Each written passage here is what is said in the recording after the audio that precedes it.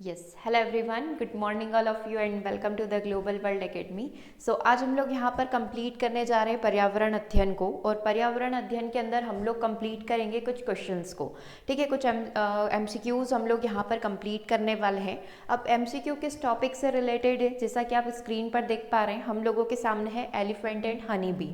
तो आपको ध्यान होगा ईवीएस में कुछ कॉमन टॉपिक्स होते हैं जानवरों से रिलेटेड, जैसे कि हाथियों के पूरे झुंड से रिलेटेड कई सारे क्वेश्चन पूछे जाते हैं। जुलाई 2024 का एग्जाम देखा होगा तो उसमें भी आपको क्वेश्चन पूछा गया था। मधुमक्खियों की जो पूरी कॉलोनी होती है उनसे रिलेटेड क्वेश्चन पूछे जाते हैं। रेशम का जो कीड़ा हो गया उससे क्वेश्चन पूछे गए। दीमक जो होते हैं उनकी पूरी कॉलोनी जो होती है उससे क्वेश्चन पूछे गए। तो आज हम लोग यहाँ पर 2 टॉपिक कंप्लीट करेंगे। अब देखो 2011 से लेकर अभी तक में कई सारे क्वेश्चन ऐसे हैं जो रिपीटेड हैं, है ना। पूछने का तरीका अलग अलग हो सकता है, लेकिन वो अगर हम लोग थ्योरी की बात करें या एक टॉपिक की बात करें तो टॉपिक बिल्कुल सेम है।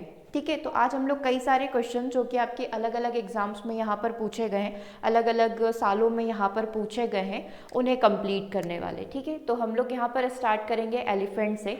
5 क्वेश्चन हम लोग यहाँ पर कंप्लीट करेंगे। देखो चीज़ें सब कुछ वही है, बट फिर भी एग्ज़ाम में अगर हम पेपर देने जाते हैं तो क्वेश्चन गलत हो जाता है। क्यों? क्योंकि इस तरीके से स्टेटमेंट वाले क्वेश्चन पूछे जाते हैं। जब भी स्टेटमेंट वाले क्वेश्चन पूछे जाए तो आप समझ जाओ कि ये जो क्वेश्चन पूछा गया बहुत डिटेल में पूछा गया है। ठीक है, इसीलिए हर एक टॉपिक को बहुत अच्छे से और डिटेल में डीप में पढ़ना ज़रूरी है। तो इसी तरीके से हम लोग सारे ही क्वेश्चंस कंप्लीट करेंगे। फर्स्ट क्वेश्चन देखिएगा, निम्नलिखित में से हाथियों के बारे में आपको सही कथन यहाँ पर चुनना है। ठीक है, सही कथन हम लोगों को यहाँ पर डिसाइड करना है। अब हमारे पास 4 स्टेटमेंट है और उसके बाद 4 ऑप्शन है, तो ये थोड़ा टाइम कंज्यूमिंग होता है, थोड़ा समय लगता है इस क्वेश्चन को सॉल्व करने में। लेकिन जितने ज़्यादा इस टाइप के क्वेश्चन की आप प्रैक्टिस करेंगे उतने कम समय में आप इन क्वेश्चंस को सॉल्व कर पाएंगे। ठीक है, तो सबसे पहला स्टेटमेंट देखिए, 3 महीने के हाथी के बच्चे का वजन सामान्यतः लगभग 100 किलो होता है। क्या ये स्टेटमेंट करेक्ट है? देखो जब पहले ही लिख दिया गया सही कथन तो हमारा दिमाग ना सिर्फ सही कथन को ढूंढना चाहिए। दूसरा देखिएगा, वयस्क हाथी एक दिन में 200 किलोग्राम से अधिक पत्तियां और झाड़ियों को खा सकता है। हाथी बहुत अधिक आराम नहीं करते, केवल दिन में 2 से 4 घंटे सोते हैं। हाथी कीचड़ और पानी से खेलना यहाँ पर पसंद करते हैं। ठीक है, अब इसमें से सही क्या क्या लग रहा है? देखो सबसे पहला स्टेटमेंट तो गलत है, क्योंकि एक जो नवजात बच्चा होता है उसका वजन लगभग 200 किलो तक होता है, तो पहला स्टेटमेंट गलत हो गया। वयस्क हाथी एक दिन में 200 नहीं 100 किलोग्राम से अधिक पत्तियां यहाँ पर खा सकता है, मतलब इसका डबल तो डायरेक्टली ऑप्शन गलत हो जाएगा। तो दूसरा स्टेटमेंट भी आपका गलत हो गया। हाथी बहुत कम सोते हैं, दैट्स वाई ये स्टेटमेंट बिल्कुल करेक्ट है। ऑप्शन नंबर डी, हाथी कीचड़ और पानी से खेलना पसंद करते हैं, ये स्टेटमेंट भी बिल्कुल सही है। तो सी एंड डी ये वाला करेक्ट है। आंसर क्या हो जाएगा अपना? ऑप्शन नंबर डी हो जाएगा। ठीक है, बस ये नंबर का ही इसमें कन्फ्यूजन होता है, तो आप याद रख लीजिएगा कि जो 3 मंथ का बेबी भी होता है तो लगभग हम लोग देखेंगे तो 200 केजी तक का उसका वजन होगा। ठीक है, और केवल 100 किलोग्राम जो है, हालांकि नंबर बहुत बड़ा है लेकिन 200 के कंपैरिजन में ये आधा है ना। तो 100 किलोग्राम से अधिक पत्तियां और टहनियों को ये खा सकते हैं। ठीक है, पहला क्वेश्चन आपका क्लियर हो गया। एक बार इन शॉर्ट एलिफेंट के बारे में सारी डिटेल पढ़ लेते हैं, फिर इसके आगे के क्वेश्चन हम लोग कंप्लीट करेंगे। एक 3 महीने के शिशु हाथी का वजन आमतौर पर लगभग 200 किलोग्राम होता है। ठीक है, इनका जो ग्रुप होता है, सबसे बड़ा स्तनपायी प्राणी इसको माना जाता है जो कि पृथ्वी पर मौजूद है। ठीक है, झुंड में मात्र सत्तात्मकता का प्रभाव देखा जा सकता है, मतलब सारे जो डिसीजंस लेती है माता यहाँ पर लेती है। वृद्ध माता ही झुंड की सबसे बड़ी मुखिया यहाँ पर होगी। एक झुंड में 10 से 12 मादा हाथी और उनके बच्चे रहेंगे। नर हाथी जो होता है वो 14 या 15 वर्ष की आयु के बाद झुंड को छोड़कर चला जाता है। जलवायु और भूभाग के आधार पर कभी कभी झुंड में बैल भी शामिल हो सकते हैं, बैल हाथी भी शामिल हो सकते हैं। एक वयस्क हाथी एक दिन में 100 किलोग्राम 1 क्विंटल तक पत्ते और टहनियाँ खा सकते हैं। ठीक है, इसके बाद अगर अपन देखें तो 200 किलोग्राम का लगभग 2 क्विंटल तक का एक छोटे बच्चे का वजन यहाँ पर होगा। हाथी अधिक आराम नहीं करते हैं, आदि आमतौर पर उष्णकटिबंधीय क्षेत्रों में पाए जाएंगे, और ऐसे देखोगे तो ये जंगल में भी पाए जाते हैं, खुले मैदान में भी आपको दिख सकते हैं। कीचड़ पानी से खेलना इनको पसंद है। कीचड़ उनकी त्वचा को ठंडा रखता है। उनके बड़े कान भी पंखे की तरह काम करते हैं। हाथी खुद को ठंडा रखने के लिए इनको फड़फड़ाते हैं। हाथियों के निर्माण का आधार परिवार है, लेकिन इनमें एक से अधिक परिवार भी हो सकते हैं। जैसे नॉर्मल फैमिलीज होती है ना, वैसे ही इनका भी पूरा एक परिवार होता है। ठीक है, अब इसी से रिलेटेड सारे क्वेश्चंस आपको 1 बाय 1 मिलेंगे। क्वेश्चन नंबर 2 को देखिएगा, हाथियों के बारे में निम्नलिखित कथनों पर विचार करना है और उसमें से अपन को जो सही कथन है उसको ढूंढना रहेगा। चलिए स्टार्ट करते हैं सबसे पहले स्टेटमेंट से। हाथियों की आयु लंबी होती है और वे जंगल में 70 साल तक जीवित रह सकते हैं। ये स्टेटमेंट बिल्कुल सही है। ठीक है, अब दूसरा देखो, हाथियों के दांत वास्तव में लंबे दांत होते हैं जिनका उपयोग भोजन के लिए किया जा सकता है। क्या ये ट्रू है? अब चारों ऑप्शन पढ़ लीजिए, देन आंसर करिएगा। हाथी शाकाहारी होते हैं और फलों और सब्जियों सहित विभिन्न प्रकार के पौधे आधारित खाद्य पदार्थ खाते हैं। हाथियों को एक प्रमुख नर के नेतृत्व में झुंड करने के लिए जाना जाता है। अब भी जस्ट हमने पढ़ा था कि हाथियों का जो ग्रुप होता है वो मातृसत्तात्मक होता है। जो वृद्ध हाथी होगा वो ही उस ग्रुप का क्या हो जाएगा, हेड हो जाएगा, मुखिया हो जाएगा। तो नर नहीं, मादा, फीमेल यहाँ पर फेमस होती है। तो डी स्टेटमेंट तो वैसे ही गलत हो गया। ठीक है, हाथी शाकाहारी होते हैं, ये स्टेटमेंट बिल्कुल ट्रू है ना। उसके बाद अगर अपन देखें तो हाथियों के दांत वास्तव में लंबे दांत होते हैं, ये बात तो सही है। जिनका उपयोग भोजन के लिए किया जाता है, नहीं, भोजन के लिए इसका प्रयोग नहीं करते हैं। चीज़ों को ढूंढने के लिए और अपने शिकार वगैरह को ढूंढने के लिए जो है, भोजन को ढूंढने के लिए उसका प्रयोग करते हैं, खाने में नहीं करते हैं। ठीक है, तो बी और डी स्टेटमेंट इनकरेक्ट हो गया। पहला स्टेटमेंट बिल्कुल सही है। तो अपन कह सकते हैं आंसर क्या हो जाएगा, ऑप्शन नंबर सी हो जाएगा। मतलब जिसमें से अपना पहला स्टेटमेंट और सी वाला स्टेटमेंट ये दोनों करेक्ट है। ठीक है, बाकी दोनों इनकरेक्ट क्यों हुए आपको समझ में आ गया। पहला सही हुआ है, 60 से 70 साल तक इनका लाइफ साइकिल रहता है। हाथी के दांत वास्तव में लंबे कृतंक यहाँ पर होते हैं जिनका उपयोग खुदाई, चारा ढूंढने और आत्मरक्षा के लिए, सेल्फ डिफेंस के लिए यहाँ पर किया जाता है। ठीक है, एक हाथी दूसरे हाथी से मजबूत दिखने के लिए भी अपने दांतों से ही लड़ाई करके प्रयोग करता है। ठीक है, सी बिल्कुल सही था, हाथी शाकाहारी होते हैं। डी गलत था क्योंकि जो मेन ग्रुप का लीडर होता है वो फीमेल होती है। ठीक है, तो केवल ए और सी स्टेटमेंट करेक्ट हुआ है। नेक्स्ट क्वेश्चन को देखिएगा। अगली बार इस क्वेश्चन में आपको गलत कथन को ढूंढना है, एक रॉन्ग स्टेटमेंट को चूज करना है। ठीक है, तो सबसे पहले स्टेटमेंट पर आ जाते हैं। हाथियों को विभिन्न उद्देश्यों के लिए अपनी सूंड का उपयोग करने के लिए जाना जाता है, जैसे कि पानी पीना, वस्तुओं को उठाना। इसके लिए वो अपनी सूंड जो है, ट्रंक जो है, उसका प्रयोग करेंगे। ठीक है, आपने बचपन से इस बारे में सुना हुआ है। हाथी जो है एक दूसरे के साथ संवाद करने के लिए तुरही जैसी आवाज़ यहाँ पर निकालते हैं, ट्रम्पेट साउंड यहाँ पर निकालते हैं, और ऐसी कई तरीके की आवाज़ों का प्रयोग करते हैं एक दूसरे से बातचीत करने के लिए। हाथी एकांत जानवर होते हैं, अकेले रहना पसंद करते हैं, केवल मेटिंग के दौरान ही वो एक साथ आते हैं।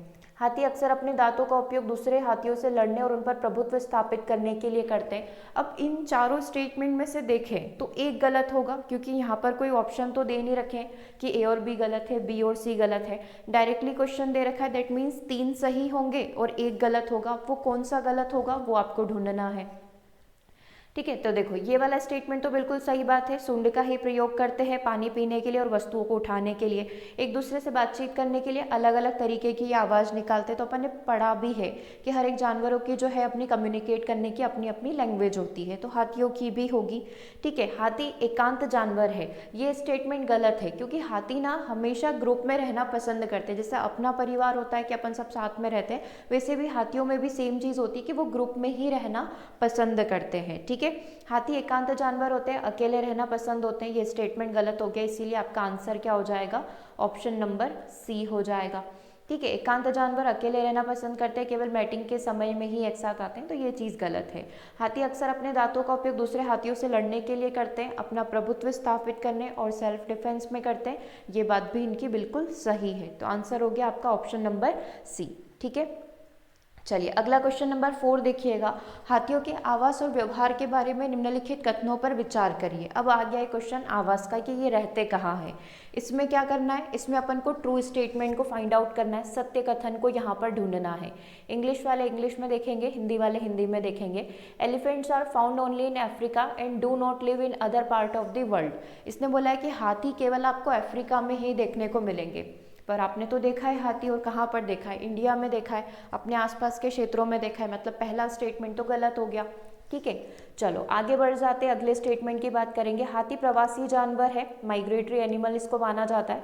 भोजन और पानी की तलाश में ये लंबी दूरी तय कर सकते हैं। ओके, तीसरा स्टेटमेंट, हाथियों को अन्य हाथियों के प्रति खुशी, दुख और करुणा जैसी भावना को प्रदर्शित करने के लिए जाना जाता है।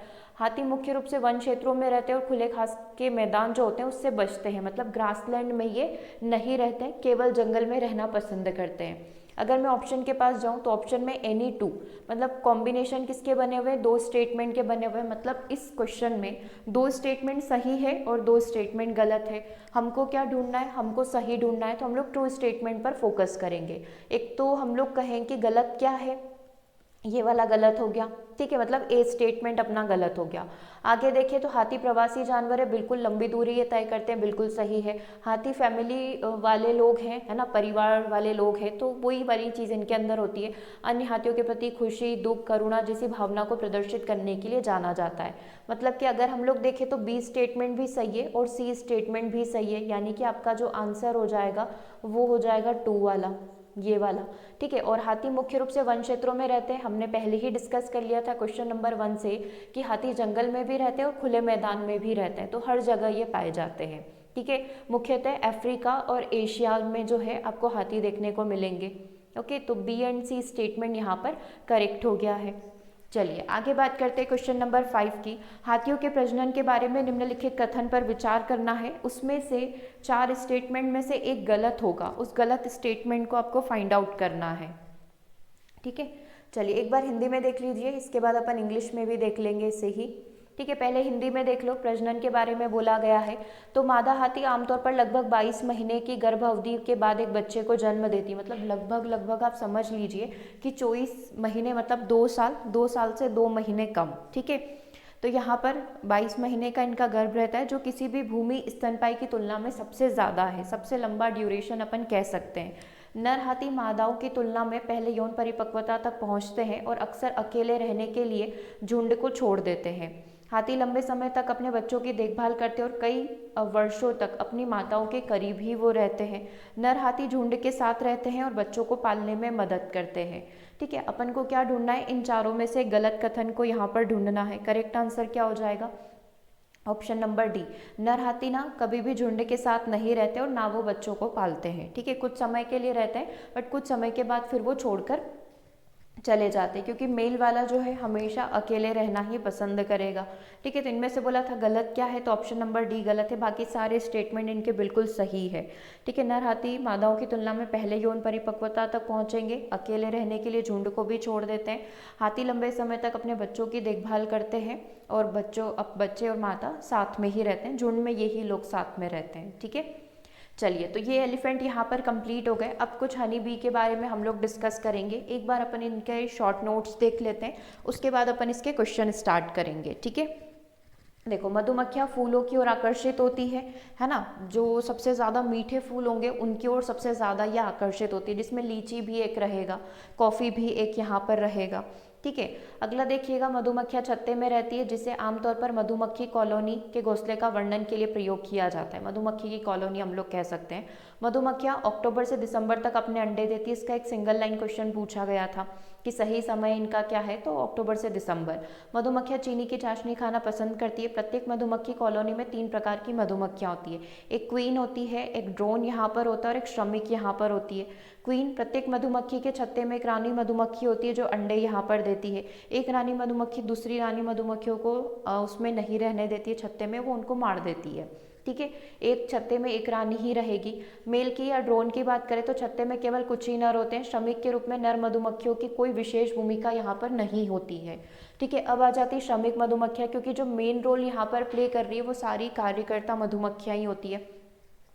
छत्ते में अधिकांश मधुमक्खियाँ श्रमिक होती है, सारा दिन ये काम करती रहती है। ये छत्ता बनाती है, शिशु मधुमक्खियों की देखभाल करती है ना। जैसे ही इनको रस मिल जाता है तो उसके चारों ओर ये उड़ती रहती है, एक प्रकार का डांस करती है, वेगन डांस जिसको बोला जाता है, जिसको दूसरी मधुमक्खियाँ देखकर उनको आइडिया लग जाता है कि यहाँ पर इसको शहद मिल गया है, यहाँ पर इसको नेक्टर मिल गया है, तो वो उसके पास आ जाती है, मतलब एक मैसेज डिलीवर करती है। श्रमिक मधुमक्खियाँ छत्ते के लिए बहुत महत्वपूर्ण होती है। श्रमिक मधुमक्खियों के बिना न तो छत्ता बनेगा और ना ही कोई नेक्टर को कलेक्ट करेगा। जब एक मधुमक्खी को रस युक्त फूल मिल जाता है तो एक विशेष प्रकार का नृत्य करती है, जिससे अन्य मधुमक्खियाँ जान पाती है कि रस कहाँ पर मिल गया है, ठीक है। और इसके और भी डिटेल है मधुमक्खियों की, क्योंकि इनके बारे में आप जितना पढ़ेंगे ना उतना कम है, तो जैसे जैसे क्वेश्चंस आते जाएंगे हम लोग कंप्लीट करते जाएंगे, ठीक है।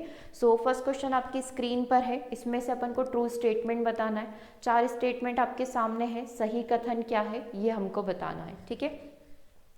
देखो, मधुमक्खियाँ शहद बनाने के लिए फूलों के रस को इकट्ठा करती है। श्रमिक मधुमक्खियाँ मोम से बनी हुई षटकोणीय कोशिकाओं में शहद जमा करती है। आपने कभी इनका छत्ता देखा होगा तो हेक्सागोनल वाला होता है ना, इस तरीके से इनका पूरा छत्ता बना हुआ रहता है, पूरा ये सही स्ट्रक्चर रहता है। नर मधुमक्खियां छत्ते की रखवाली और रस इकट्ठा करने के लिए जिम्मेदार होती है। मधुमक्खियां सर्दियों में शहद को भोजन के रूप में यहाँ पर प्रयोग करती है। अगर मैं स्ट्रेट ऑप्शंस के पास जाऊँ तो ए और बी, सी और डी, ए बी और डी और बी और सी, मतलब 2 या 3 स्टेटमेंट इसमें से करेक्ट हो सकते हैं, चारों करेक्ट नहीं होंगे। ठीक है, तो 1 बाय 1 करके अपन स्टार्ट कर देते हैं। सबसे पहला देखें तो फूलों के रस को इकट्ठा करती है शहद बनाने के लिए, सही बात है, बोला नहीं है कि मेल फीमेल कौन है, तो पहला स्टेटमेंट तो सही हो गया। श्रमिक मधुमक्खियां मोम से बनी षटकोणीय कोशिका में रस को इकट्ठा करती है, बिल्कुल सही हो गया। नर मधुमक्खियां छत्ते की रखवाली करते हैं, तो अपन ने देखा था इनका कोई ऐसा रोल नहीं होता है, केवल मेटिंग के लिए ये जाने जाते हैं, है ना, तो ये वाला स्टेटमेंट गलत हो जाएगा। मधुमक्खियां सर्दियों में शहद को भोजन के रूप में प्रयोग करती है, ये चीज़ भी बिल्कुल सही है, तो ए बी और डी स्टेटमेंट यहाँ पर करेक्ट है। आंसर क्या हो जाएगा, 3 नंबर वाला हो जाएगा कि पहला, दूसरा और चौथा स्टेटमेंट जो है यहाँ पर आपका करेक्ट है। 1 सेकेंड, ठीक है, क्लियर हो गया यहाँ तक, ए बी और डी स्टेटमेंट जो है अपना यहाँ पर करेक्ट हो जाएगा। चलिए अब क्वेश्चन नंबर 2 के पास चलते हैं। क्वेश्चन नंबर 2 को देखिएगा, मधुमक्खियों की भूमिका के बारे में निम्न कथन पर विचार करना है, और इसमें से भी अपन को क्या करना है, ट्रू स्टेटमेंट को फाइंड आउट करना है, जो सही कथन है उसको यहाँ पर आइडेंटिफाई करना है, सही कथन को अपन को पहचानना रहेगा। ठीक है, चलिए स्टार्ट करते हैं सबसे पहले क्वेश्चन से, सबसे पहले ऑप्शन से। रानू मधुमक्खी छत्ते को नियंत्रित करती है और सभी अंडे देती है। श्रमिक मधुमक्खियां पराग अमृत इकट्ठा करने और छत्ते को बनाए रखने के लिए जिम्मेदार होती है। ओके, नर मधुमक्खियां या ड्रोन अंडे को निषेचित भी करते हैं और मोम भी यहाँ पर बनाते हैं। मधुमक्खियां अमृत के स्थान को इंगित करने के लिए वैगल डांस यहाँ पर करती है, और इसी से बाकी सबको जो है उस जगह का आइडिया लग जाता है। इसमें भी अपन को सही कथन ढूंढना रहेगा। ठीक है, तो इसमें से सही कथन क्या है उसको फाइंड आउट करिए। क्वेश्चन नंबर 2 का आंसर यहाँ पर क्या होगा, देखो कौन कौन से कथन सही लग रहे हैं आप तसल्ली से देख लीजिए, क्योंकि 2 स्टेटमेंट तो अपन ऑलरेडी पढ़ चुके हैं, 2 में से ही आपको ट्रू को चूज करना है कि सही कथन यहाँ पर क्या होगा। यस, अब इसमें अगर अपन यहाँ पर बात करें तो अगर हम लोग देखें तो रानी मधुमक्खियाँ छत्ते को भी कंट्रोल करती है और सभी अंडे भी देती है, बोल सकते हैं बिल्कुल कंट्रोलिंग का कार्य जो है इसके पास यहाँ पर रहेगा, तो ये स्टेटमेंट ट्रू हो गया। श्रमिक मधुमक्खियाँ अंडे पराग अमृत इकट्ठा करना और छत्ते को बनाए रखने में मदद करती है, जिम्मेदार होती है, बिल्कुल सही है। ठीक है, नर मधुमक्खियां या ड्रोन अंडे को निषेचित करते हैं और मोम भी बनाते हैं, नहीं ये इनका कार्य नहीं होता, ये जो कार्य होता है ना ये श्रमिक मधुमक्खियों का होता है। ठीक है, तो ये वाला स्टेटमेंट यहाँ पर गलत हो गया, क्योंकि ये जो कार्य है ये अपना वर्कर बी जो होती है उनके लिए है। और ऑप्शन नंबर डी, मधुमक्खी अमृत के स्थान को इंगित करने के लिए एक डांस करती है, तो पहला स्टेटमेंट, बी वाला स्टेटमेंट और डी वाला स्टेटमेंट हमारा करेक्ट है। कहाँ पर लिखा हुआ है, ऑप्शन नंबर सी के अंदर लिखा हुआ है, A B and D are true, बाकी जो बचे हुए हैं वो सारे गलत है, मतलब सी नंबर वाला अपना गलत है। ठीक है, क्यों गलत है, रीजन आप यहाँ पर देख सकते हैं, देखो रीजन लिखा हुआ है, रीजन में क्या बताया हुआ है कि नहीं, नर मधुमक्खियां जिन्हें ड्रोन कहा जाता है मोम का उत्पादन नहीं करती, लेकिन वे अंडे को निषेचित करती है।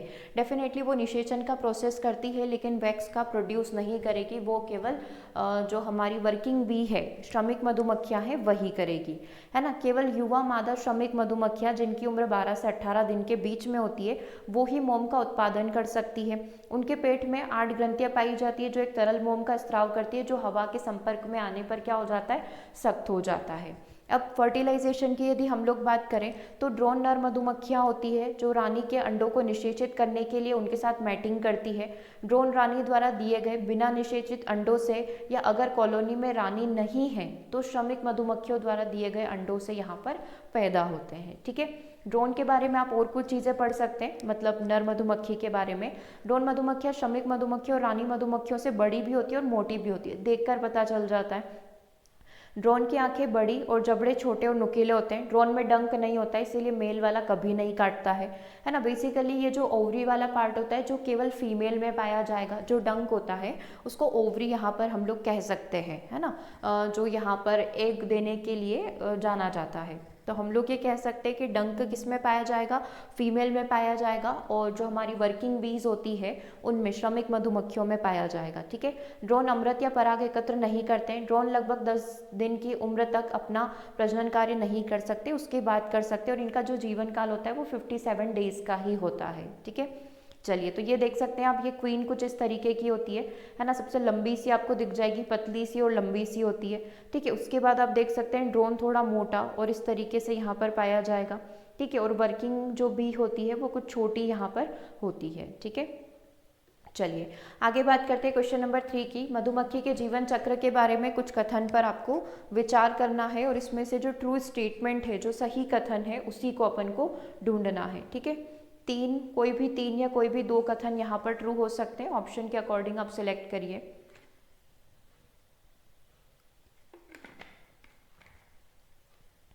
देखो फर्स्ट स्टेटमेंट क्या है कि मधुमक्खी के जीवन चक्र में 4 चरण होते हैं, अंडा, एग, लार्वा, प्यूपा और वयस्क, है ना, एडल्ट।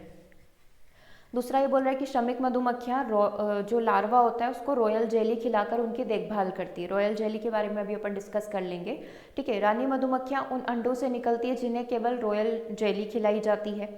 नर मधुमक्खियाँ निषेधित अंडों से विकसित होते हैं और छत्ते के रखरखाव में मदद करती है।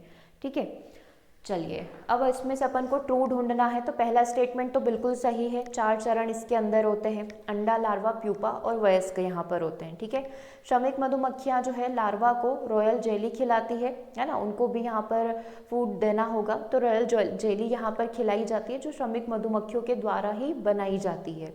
ठीक है, और उनकी देखभाल करती है। रानी मधुमक्खियाँ उन अंडों से निकलती है जिन्हें केवल रॉयल जेली खिलाई जाती, बिल्कुल लास्ट तक खिलाई जाती है ना, क्योंकि आप समझ लो कि अगर वो रानी मधुमक्खी है, क्वीन बी है, तो उसको लास्ट तक प्रोटेक्शन की आवश्यकता पड़ेगी, वो काफ़ी हष्ट-पुष्ट होना चाहिए, क्योंकि जो आगे परिवार बढ़ेगा वो उसी के थ्रू बढ़ेगा।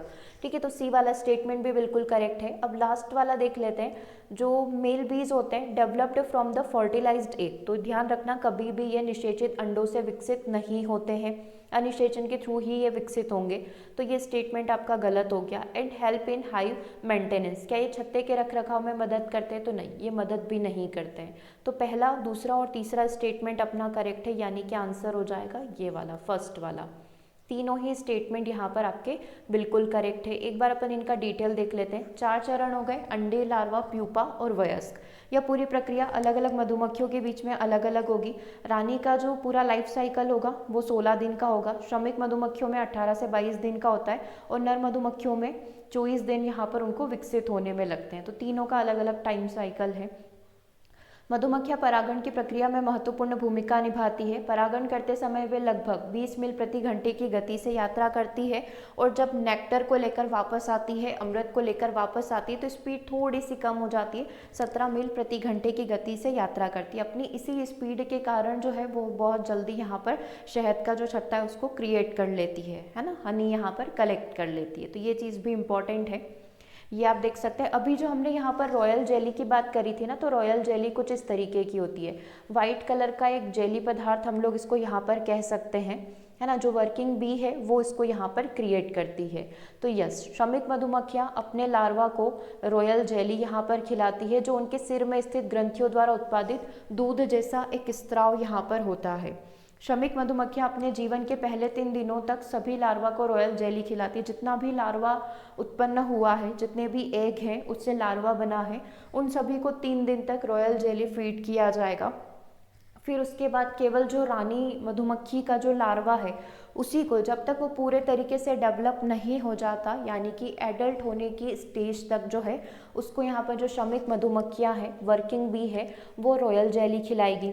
ठीक है, अब रॉयल जेली कैसे बना है? एक गाढ़ा मलाईदार पदार्थ है जिसमें पानी, कार्बोहाइड्रेट, प्रोटीन, लिपिड, खनिज, विटामिन और पॉलीफेनॉल यहाँ पर पाए जाएंगे।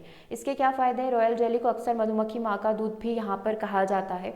यह रानी मधुमक्खी की मादा प्रजनन प्रणाली के स्वास्थ्य विकास को भी बढ़ावा देता है, जिससे उसकी प्रजनन क्षमता में वृद्धि होगी, बेहतर प्रतिरक्षा सुरक्षा होगी, और उसका जो जीवन काल है वो भी यहाँ पर लंबा रहेगा। ठीक है, तो उसको यहाँ पर थोड़ा सा, रानी मधुमक्खी जो है उसको थोड़ा सा यहाँ पर ध्यान दिया जाता है उसके ऊपर, और लास्ट तक उसको रॉयल जेली खिलाई जाती है। ठीक है, एक बार आप ये चारों प्रोसेस देख सकते हैं। ये सबसे पहले क्वीन के थ्रू एग यहाँ पर दिया गया है। ठीक है, उसके बाद अगर अपन देखें तो ये लार्वा बना, धीरे धीरे कुछ समय के बाद ये लार्वा बना, तो ये जो वर्किंग बी है ये इसको यहाँ पर फीड कर रही है, सेकेंड वाले डायग्राम में आप यहाँ पर देख सकते हैं।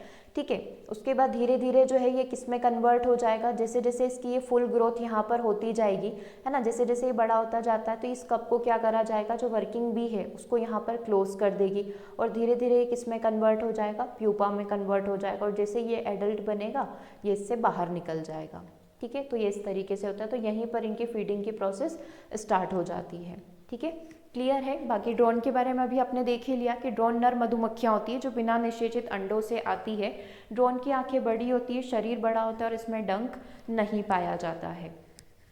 अगला क्वेश्चन नंबर 4 यहाँ पर आप देखिएगा, मधुमक्खी और उनके आवास के बारे में निम्नलिखित कथनों पर विचार करिए, ठीक है, और वापस से ट्रू स्टेटमेंट को फाइंड आउट करिए कि सही कथन क्या होगा। मधुमक्खियाँ पेड़ों के खोखले जैसे अंधेरे बंद स्थानों में छत्ते बनाना पसंद करती है, बिल्कुल, है ना, जहाँ पर दिखाई भी नहीं देगा वहाँ पर इसको बनाना पसंद होता है क्योंकि सुरक्षा रहती है, ठीक है। छत्ते के अंदर का तापमान जो है श्रमिक मधुमक्खियों के द्वारा कंट्रोल किया जाता है। छत्ते में मौजूद सभी मधुमक्खियाँ डंक मार सकती है, जिसमें नर भी शामिल है। मोम श्रमिक मधुमक्खियों के पेट में मौजूद विशेष ग्रंथियों के द्वारा निर्मित होता है। पूछा क्या गया है, पूछा गया है कि इसमें से अपन को करना है ट्रू स्टेटमेंट फाइंड आउट, ठीक है। तो पहला स्टेटमेंट बिल्कुल करेक्ट है ना। और बात की जाए कि टेम्परेचर जो है श्रमिक मधुमक्खियाँ, क्योंकि पूरा मेंटेनेंस जो होता है हाइव्स का वो किसके पास होता है, वर्किंग बी के पास होता है, तो ये कार्य भी यही कर लेंगे। अब नर मधुमक्खियों के पास डंक नहीं होते हैं, दैट्स वाई ये स्टेटमेंट गलत हो गया और डी वाला स्टेटमेंट बिल्कुल सही हो गया, यानी कि ए, बी और डी वाला स्टेटमेंट जो है अपने क्या हो जाएंगे, ट्रू यहाँ पर हो जाएंगे, ठीक है। तो करेक्ट आंसर क्या हो जाएगा, करेक्ट आंसर कहाँ लिखा हुआ है, ऑप्शन नंबर सी के अंदर लिखा हुआ है, ठीक है। किसको छोड़ दिया, सी वाले को छोड़ दिया, तो बाकी सारे स्टेटमेंट अपने करेक्ट हो गए हैं, ठीक है।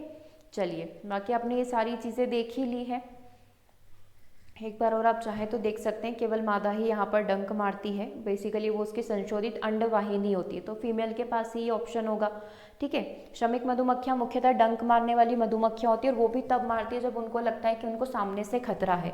रानी मधुमक्खी यूजुअली ऐसा नहीं करती क्योंकि वो अपने पूरे जीवन काल में केवल 2 ही बार अपने छत्ते से बाहर आती है ना। बाकी वो अपना जो छत्ता है, अपना जो घर है, उसी के अंदर वो रहना पसंद करती है। बाकी सब जो घूमते हैं वो श्रमिक मधुमक्खियाँ ही सब जगह आपको घूमती हुई दिखाई देगी, ठीक है।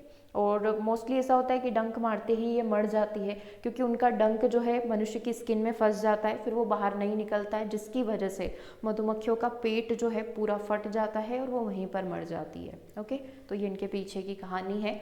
अगला क्वेश्चन नंबर 5 देखिएगा, मधुमक्खियों द्वारा परागण के बारे में निम्नलिखित कथनों पर आपको विचार करना है। ओके, पॉलिनेशन वाला आप क्वेश्चन है, घर वाला क्वेश्चन हो गया, इनके मैटिंग वाला क्वेश्चन हो गया। अब पॉलिनेशन का क्वेश्चन करते हैं।